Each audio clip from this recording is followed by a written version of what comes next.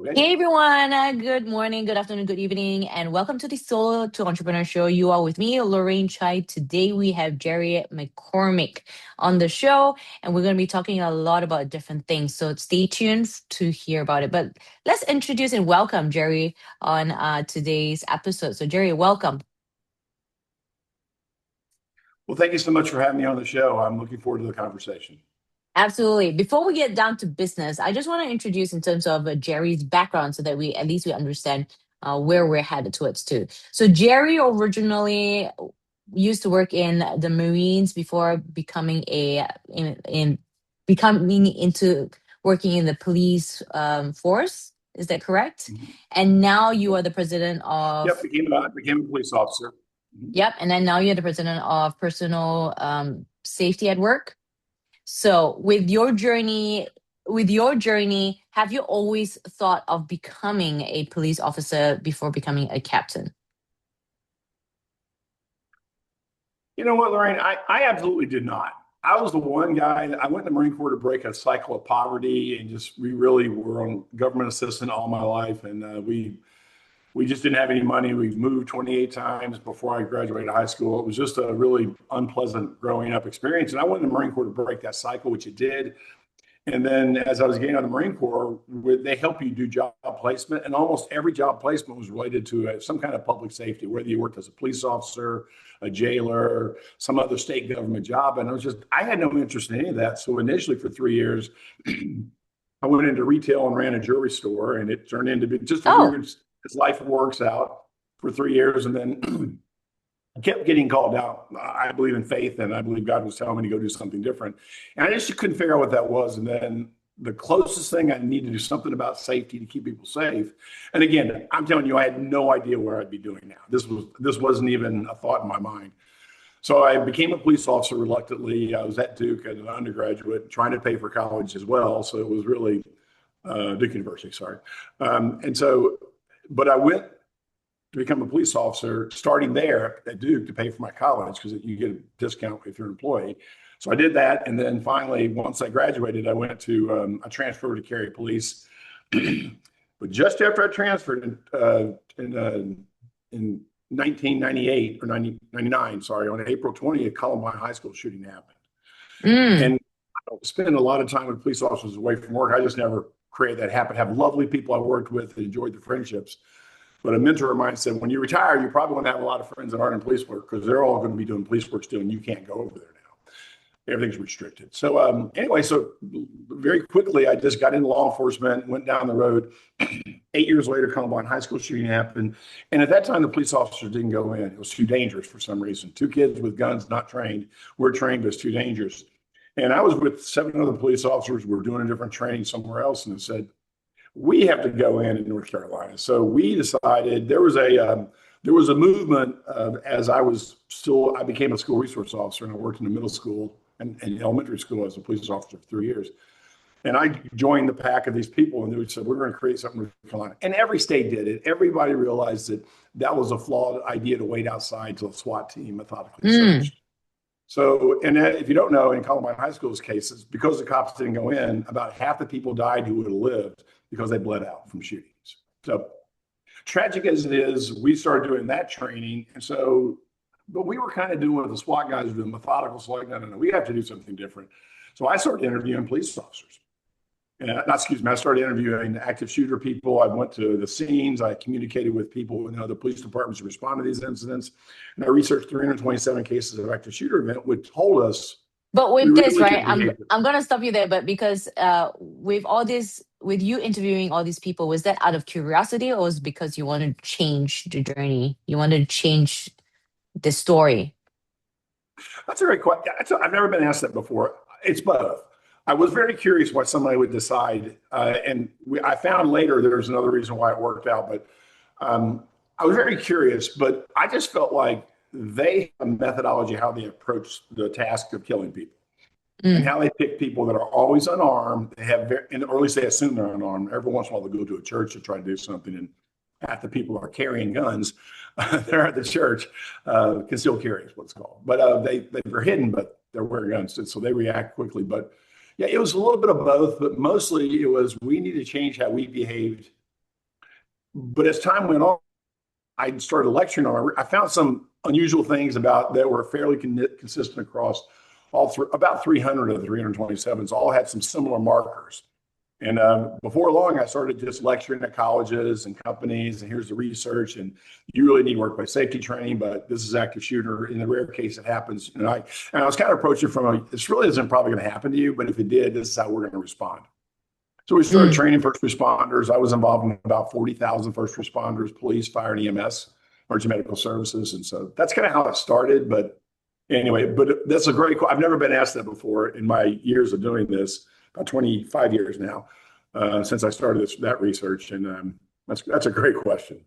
Thank you. Well, I'm glad you elaborated because people always ask, like, why do you do what you do, right? And sometimes we do what we do, it's not by chance. It's by, I mean, it's not by choice, but it's by chance, right? And then it's like an opportunity there for you. You wanted to get out of that.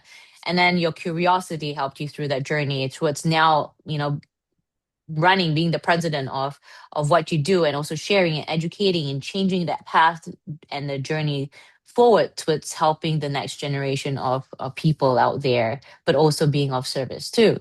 So with you and what you do in your current business, why why are you so passionate about the safety of people out there? Well, let me clarify one quick thing. During my travels in Europe, and I flew to China, I had two business schools there and one in London.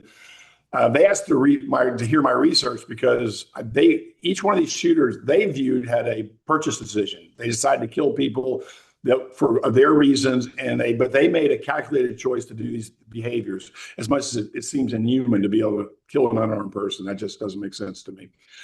So it partly came from a place of understanding that this phenomenon. But I'll tell you just a very 30-second story.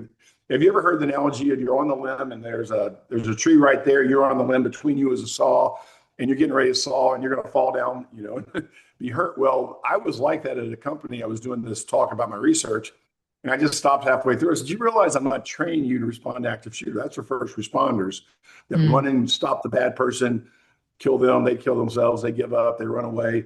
We treat the wounded and we get them out for a higher level of care. That's what active shooter training is. What you need is workplace safety training that helps you. So what turned out to be initially this active shooter research turned into interviewing police officers to find out why.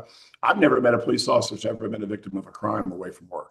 Not one. mm, And I thought that was intuitive to me based on who I was around, how much training I did for use of force or firearms training or whatever. Mobile field force where we do protest management, which is really helpful now. But it started out in a place where I was just trying to interview. I thought I'd interview a bunch of police officers to see if my point was right. And I got to a few hundred, and I got to a few thousand. I think I have something here. So I built a course around what the police officers around 5,000 told me at that point. And I made a commitment to do 10,000. Now I'm at 11,338. Everywhere I go, whether it's in America, about 80% of the time, and overseas about 20% of the time, I still interview police officers to see if I can find one to be a victim of a crime that I meet. I haven't met one. So I wrote a book called Why Some People Are Not Victims, and it's predicated on the officers. But to your question, the driving force was everybody was so focused on active shooter that it's so rare. It doesn't feel like it, doesn't seem like it, but it's very mm, rare. Basically, in a 22-year period, there were 454 incidents of active shooter. mm, 454. 1,203 people were killed during that 22-year period. But we average between 21 and 23,000 homicides in America each year. It varies a little bit, but that's about what it is. So in that 22-year period, 335 people were murdered. Active shooter made up 0.002982%. I know that's a lot of numbers, 44, 1,203, 22 or so thousand people killed a year, but there was over almost 500,000 murders in America during that same time. And no one's really talking about the domestics or fight calls or road rage or armed robberies and all the things that, drug dealing and gangs. And so it really compelled me to start doing this as a business so I can get to more people, have further reach. As LLCs do, they protect you. So you can have these conversations. My conversations are about sometimes life and death, but mostly how we can empower employees to take action steps that are most likely to stop them from being a victim of a crime. That's But what at my least heart's but at least being able to identify it too, because like I used to work in the school from. system. Say it again.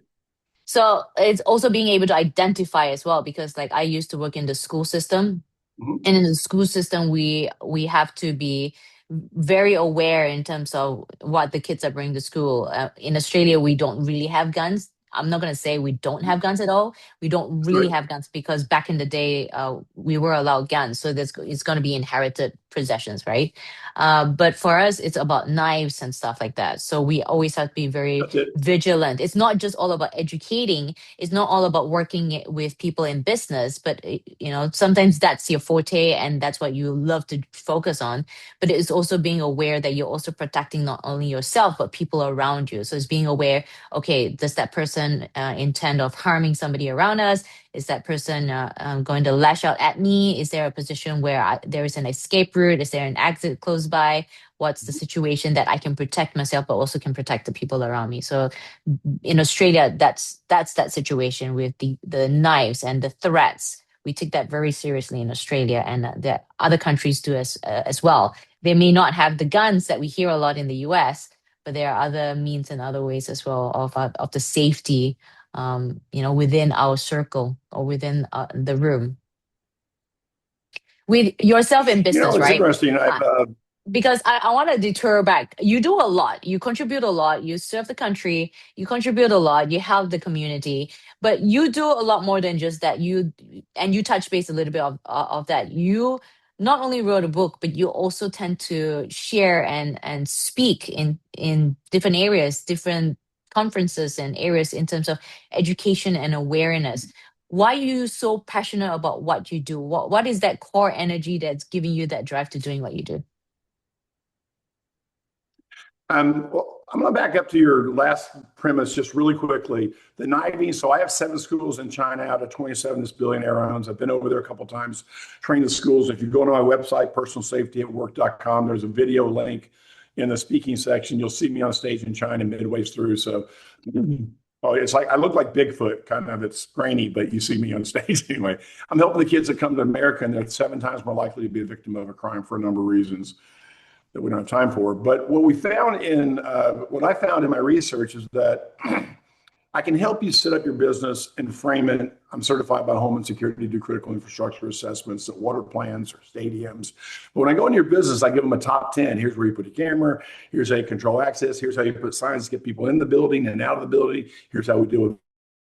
And during that journey, I was helping people be safer and set it up and prepare for something to happen. But if it did, and empower the employees to take action if it did.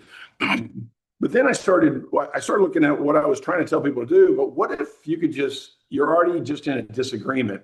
So how can we de-escalate that? So we created a course for an international chemical company on de-escalation. So we took those 3 sessions we had and we put those into one course. We have that. And then we have a conflict resolution. I call conflict reimagined. I went back to your 1481 and figured out there's 7 types of conflict in every movie, playwright, children's book, whatever. And so it was interesting to see how we can actually, if I was in complete conflict with myself and I was mad about something and you're talking to me, you don't have to join me in that conflict. In fact, you can work to help me get out of it. So I have one of my parts of my presentation is a hole with a person in it. How do we get out of the hole? It might be just giving them a hand. It might be a performance improvement plan to help them walk through a ladder to get up. But we found those were important. But when I integrate, and a lot of times when I get hired, particularly by medical practices, they seem to like a lot to have a workplace safety for an hour or 50 minutes and then do a de-escalation for 20 minutes so we can get the highlights of how people can communicate more effectively to quiet the room, make it cool off, and help them have a more productive conversation. So it really came out of, if you do really good conflict, I call conflict reimagined, really well, you don't get into having to de-escalate the case, which means you don't have to have the workplace safety, even though we want the provisions in place to how to live and work in a safe environment. And those skills, like an HR benefit, travel with you to where you worship or where you volunteer or where your kids go to a kinder care, somebody, infant to 5 years old. How you can walk in these spaces and help give guidance on your own to say that's it. In the book I wrote, it actually breaks out in 11 chapters, 11 different things to look at. And whatever your priority is, go to that chapter and read it, and it'll give you guidance on how you can handle it. So it's really this turnkey approach for safety versus a crime is going to happen to you or an unsafe situation is going to happen to you. Mine is really about empowering employees to be prepared and take that journey like an HR benefit anywhere they go. Amazing, amazing. Yeah, those of you are interested, you should read that book and just go through that. You never know what you can, at least point out or be aware of. I think it's not all about pushing through and being No. the hero. Is knowing what to do and in terms of the right time and the right place and actually still contributing instead of putting yourself at harm. But I'm going to bring it back all the way to the business aspects because this is where we have people working in business internationally from different countries. For yourself, from a police officer to now the president of your company, how quickly was it for you to transition over to building that company into what you consider as success? Because everyone has their different version of success. I guess let me reframe No, that. Lorraine, what the So I'm going to reframe it where I think this will be a better question is, did you, when you started this company, was it a easy transition or did you go through the struggle that many business owners go through? a significant amount of struggle, but what my biggest struggle, of all things, was not making money. I didn't want to really. That wasn't my goal at all. I just wanted to help people live safer and not have lived like I lived as a kid. And don't get me wrong, there were some nice times, but there was a lot of not nice times. So, so it started with that. And when I started talking about the active shooter research, and then I started getting flown to Europe and China to talk about that because economics colleges seem to like the idea of some research I found of why the decision-making process. I just thought I was right, put it out there. I was willing to stand and I did the research, so I was okay with it. But the struggle really came from transitioning to workplace safety because by the time I interviewed all these police officers, it was how do I tell people a way that makes sense to them? So, and I'll just give you one tip. It was from K-12 Institute, which is a research arm of a school system internationally, actually, but nationally for sure. And they found that the first active shooter event in a school was 1764. But from 1764 till today, only one interior door was breached. So if you get behind a locked door, and if you knew that, and your audience members now know that, if you get behind a locked door at school or at a commercial place, solid core door, metal, whatever. Well, one example, somebody breached the door. So if you just if you just knew to get behind a locked door, how much better would that be? So once I picked up on that and that research as I was building my course for workplace safety, that evolved into me going around. So now I've done 1,800 talks in 20 countries, but I don't mean that arrogantly. It's just much like the podcast host here, right? In 27 books, it's just the experience you have. It's not my experience was people valued what I said because it wasn't about fear. And my company's predicated on empowering people to live safer. We do no fear-based training where most of the people in the space of workplace safety talk about the rare cases where it's really bad versus majority of cases you can prepare to stop the really bad people from even trying to start because you funnel them into a space where cameras are there, more than one employee's watching them. They know they're being recorded. So they have a death wish or they're going to be found out. So that's my approach was always just empowering. But the thing is, it's not going to eliminate it completely. It's minimizing that chance, isn't it? With what you do, it's minimizing that chance. So I'm looking at the concept of what you transition from a police officer military into police officer into what you do now. So it sounds like it's all transferable skills that you're doing, but also you were collecting data and using that data in order to build a successful business in today day and age. It's the same with so correct me if I'm wrong, but it's the same where one of my clients asked me, it's like, I don't really want to launch this program until I I get everything, dead set, clear and done. But for me, it's the way I look at it is you got to have data. You got to test it out. If that doesn't work, you got to pivot into something else. You don't know what works until you test it out. You get that data, you analyze it, and then you make it work for yourself. You found that pain point for yourself in your company. Let's find the pain point in order to be able to sell our services and our products to the masses. And we all would love to work for free if only that was the case. But at the end of the day is okay, how can we build that freedom for ourselves, but also be of value and contribute back to the community is how I look at it. And I think that's what you do exactly just that. But for yourself, because we're all humans, right? Like business, there's struggles, there's triumphs. What is Jerry's routine that works for you? Well, it's interesting how some people fall into business. I fell into business.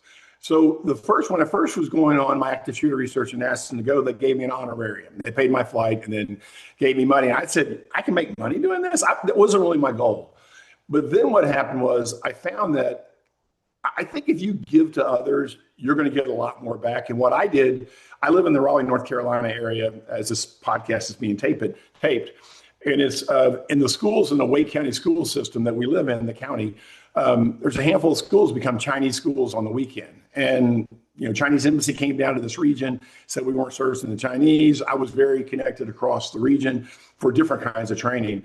And so they said, hey, chiefs, and so I was picked to kind of be the liaison. So I was going to these schools on Saturdays that were popped up to be Chinese schools. But they had like, a principal. so I want to know you as a person, right? Because our listeners want to know you as a person too. And we want to know, like, what is your routine that works for you as a business I owner? got you. Sorry about that. Yeah. Okay. No, that's okay because you have amazing stories to share. But I want to get down to that because that's what we want to know. We want to know why you are so successful in what you do in terms of speaking Got it. and your book engagement. So, what is your general routine, everyday routine that makes you so successful on a daily basis? No problem at all. It's what I was just getting ready to tell you is that I started doing talks for nothing. I was just Okay. going in and helping. And when people saw my desire to serve, they started buying it. And when they picked up that it wasn't about me, it was about them living a safer, more confident life. I found my success is predicated on my willingness to help and serve others. And that, for some reason or other, opened up vaults. I mean, people hired Mm, me around the world to do these talks because they knew that my commitment was their employee safety to make them feel more valued. So when I sold my company on a value proposition that I can help your employees feel better. I can give them very simple steps to vastly improve their safety, no matter what the language. I got really good at having an interpreter when I spoke, euphemisms in America. But I mean, I have one side is English and one side in this case is Mandarin. In Chinese or Italy, it's the same, or Italian. And then I had an interpreter there when I thought a concept was more complicated. But we worked to make sure they had understanding. And once those students or those employees, and wherever I was in the world, once they understood what they could do and how simple it was, see, we can't make it complex. Safety, your ability to live safe should be foundational. It should be a few steps to make it a lot better and a couple more steps to make it great. And mm. once I So, learned that, so this is all like your business is amazing, right? You've created a format and a structure of the business is amazing.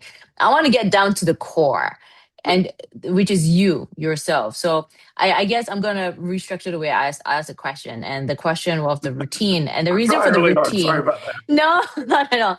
The question of the routine is because like the routine as what time do you wake up? Do you have to work out? Do you have to I got study? you. What kind of routine that works for you? Because we're so stuck in I got families I got my kids that running around. I have no time for this. I've got no time for that. But you're a very energetic person. Where do you find that time to recharge? What is Jerry's routine from the moment he wakes up to the moment he goes to bed? Oh, I got you. So no, actually, I've segmented out my day in different tasks. So today, talking to you, I'm going to set aside an hour and 30 minutes to make sure I'm prepared before this talk, and then post how I digest this and take this and help it other clients because based on our conversation? And how can I communicate differently? Because you're asking me to say some things I don't normally say, but they're great things. So I just have to think differently about that. I've got another podcast next week I'm on, so I just need to think about how I'm going to engage them. So that's the part. So first thing I'm doing is getting up around 7. I'm out grabbing some coffee, making some breakfast, thinking about my day. I look at my calendar, see where I am. But then after that is I segment my day. So I have emails for an hour and a half. And whatever comes in, I'm working on a panel discussion for somebody that we're going to do at a conference. So I'm bringing in some experts on that panel on cybersecurity. But it all comes back to me as safety. But as I work through that, I try to get the projects. And the biggest thing for me is not trying to buy it up. So I'm doing a leadership lecture keynote on leadership, and I used to be a beekeeper, and so blah blah blah. I found this beekeeping thing, but so I'm fleshing out half of a book I already have to finish this keynote. But I don't want to do it in one lump. So I like breaking the task down, and then I take a pretty good lunch just because not just lunch. I go for a walk or I work out in some form. I try to clear my head to make sure I come back, and I try to have 2-hour blocks throughout the day. So I want 4 of them. If I'm really pressed on something that I need, I'll do something in the evening, but it's pretty rare. Usually the 4 2-hour blocks are enough for me to get the work I currently have and schedule flights and all the things that the minutia. But the company that I started now we had 3 employees. We're down to 2 now, a business development director and somebody who's runs our accounts. We find that we meet usually 3 times a week for 30 minutes to go over what we're working on, where we are. So we're trying to keep the food chain going, and in that, we're making people's lives better. But so everything I do empowers people to live a safer life. And if I'm doing that, even how bees can give you good lessons on leadership, or if I'm talking about de-escalation or conflict resolution or a panel discussion on cybersecurity, there's still being a moderator for that. There's still things I can do that add value. And once my name's out there, people will come ask me questions. And then they feel I'm an open enough guy that people feel comfortable, no matter my background or my experience or my certifications, and doing things. The police officer research, I'm the only person in the world that's done it. So it could be intimidating, or you can just have a conversation. I just value the conversation. So although you're busy, you always have time. Like you have time for your bees, as you say, right? So you create that time, because since you time block a lot, you can create that time if you need. Like you can create time to catch up with somebody, right? Let's say. What is a non-negotiable thing that you have to do, no matter what happens, whether or not it's challenges or suddenly you have to go to an event or go to something that is of emergency? What is a non-negotiable that you have to do on a daily basis or at least once a week? Maybe it's working out, or you got to meditate. Like, what's that non-negotiable you have to do? You always have to work on process improvement. And the one I will never do is I will never compromise on safety. So I have to do is continue to be growing, because when you're stagnant, once you say, I wrote this book, it's pretty successful. I just sold 300 copies yesterday. I mean, I feel really good about that. Actually occurred. But it's one of those things where I didn't do the commercial success. It wasn't my motive. So when it happens, it's kind of a surprise. But what I won't give up on is continue to do safety the empowering way. I just won't. If you come and talk to me about that on a daily routine, though, to speak of that, I really feel off if the first 2 hours of my day are not catching up on what somebody asked me for yesterday. And either that's communicating that, okay, hey, I've got a pretty full schedule. I'll get that to you on Thursday or Friday or next Monday.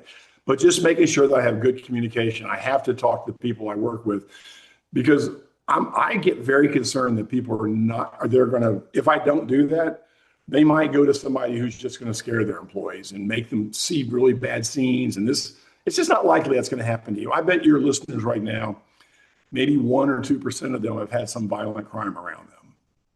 I think the bulk of the people live a pretty safe life, but sometimes if you watch the media and other reports in different places, what you read, maybe you don't feel like it's really that safe after all. Mm, mm.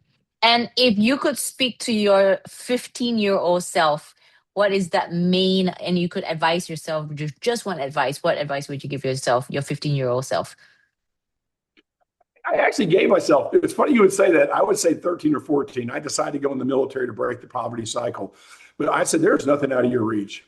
I mean, if I told you some of the things I've done in my life, I kind of feel like Forrest Gump. I won't bore your listeners to this, but being in where they grow the pandas in China, in Chengdu, or biking this area, skiing that, or I was in Amsterdam for an international film festival that I was in. So I believe then that I'm not defined in my current circumstances. And what I did tell myself in the 13, 14, 15 age, no matter what I'm seeing on the outside right now, I can break this cycle. I'm not determined to be poor or not have a good job or not have good friends and family that you can rely on and trust. And so I always believe that there was something better out there. And with my faith and my moving, I'm just going to keep moving and doing something. I do think though, Lauren, that if you don't actively engage in opportunities or go seek your own opportunities, starting when you're 15, if you don't get that habit of going to try to do better and do more, do a good service for others. If you don't do that, if you're not serving, and by the way, bottom line to me is I'm not serving others. I'm really misguiding my motivation for doing this work in the first place. Is there any time in line that you would change in your life if you could? There is actually. I had an ethic about me that I wouldn't do business locally, even though I was already traveling overseas and I was traveling around America. But if it was in Raleigh, North Carolina, where I lived, I felt like, and I got some guidance from people, you probably ought to stay out of your backyard where you live. And I turned down multiple jobs for, in some cases, a lot of money, which the money, again, wasn't my motivation, but I did turn it down because the way they heard about me or they knew I was a police officer at the time in the region. So I wish I would have just taken all the opportunities and allowed myself to grow. And I think, I would have been further along in the process. Instead, I pretty much lived on 95%. Every once in a while, somebody would reach out to me, and a local company did that through somebody, and they just reach out to me directly, not going through my work, which I thought was unethical. If you reach out to me as a Cary police officer, I can't charge you for that. But in any event, so I really was, I wish I had looked at more of the opportunities from a business perspective and said, this is really going to help me, no matter how much I want to say it's trying to make me a better server of the community and the businesses I help. Instead, just not being more selfish, just being more intentional to say, it's okay to take these jobs and not think about it as you're trying to maximize your benefit, on the back of somebody who you are helping, but it just didn't feel good to me, and I wish I saw that differently. My company would be a lot bigger, and I don't know if that's good or bad, but I mean, luckily, It's good for the listeners because a lot of people are scared to take that opportunity. It's like, by the time they make the decision, somebody else would have snatched that, let's say, position or job or offer, right? Or maybe, yeah, people are scared where I don't know if it's going to be a failure. So with you sharing that, it helps the listeners in order to be able to make that decision for themselves because they might come into the same position 20 years, 30 years down the track. It's like, oh my gosh, I regret not taking more, or I regret not taking that opportunity. It's always see it as an opportunity. And if you don't get it, see it as a lesson. Is what I advise on my clients today with something like that. But no, thank you. Thank you for all that. And the last question I want to ask is for listeners out there in business I'm assuming that, for those of you who are listening, you're listening because you are interested in wanting to grow your business or grow yourself as well. So one advice you would give those listeners out there for their business themselves and their journey in growth? It's 2 points, and they're very clear to me. You have to believe in the product you're selling. Be that I'm a keynote speaker, and I'm the product in my company.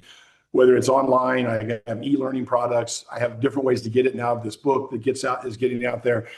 But you got to believe in yourself and the product that you're serving. And there's going to be days where it's bleak or you get canceled on a talk or something didn't go well. In my case, if I feel like I didn't have a top-notch keynote or training experience, but I practice. You have to do the work behind the scenes to be in the room with the decision makers that are going to buy your product. And if you don't do the work behind the scenes, so whenever I create a new keynote, particularly when I did the de-escalation and conflict resolution, I call conflict reimagined, be your best buffalo, but almost got gorged by a buffalo, different story.